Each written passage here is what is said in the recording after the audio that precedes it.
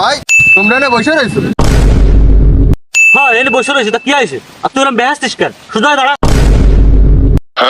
ও ভাই ও সোজা মজায় দাঁড়ানো সেই পর্যায়ে আমি আর নেই, বোঝো নাই?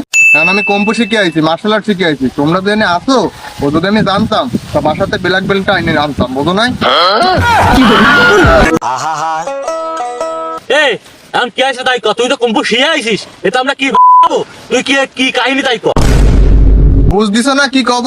তোমরা না সারা বাড়ি কয়জন? 10-12 জন। 10-12 জন হলে হয়, আমার তো 100 জন হলে ভালো হয়। মারামারি লাগবা? আসো। ও মারামারি লাগবা? দাঁড়াও এ সবাই ওঠ দিয়ে আজ করে খাইছি রে। তুই কিন্তু বুঝিস, তুই কিন্তু বুঝিস। ও ভাই আসো আসো, সমস্যা নেই, বোঝো নাই? আসার আগে ওই ডেথ সার্টিফিকেটে একটা সই করে নিও। এ ও আমাকে সার্টিফিকেট লাগবে না, তোরটা তুই ঠিক রাখিস, তোর ডেথ মেজ আলোচ বানি দেশ কালে। এ রেডি, সবাই রেডি? আচ্ছা ভাই দাঁড়াও। এই, ওই।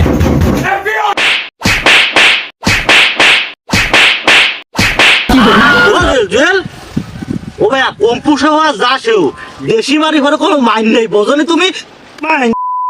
চল চল চল।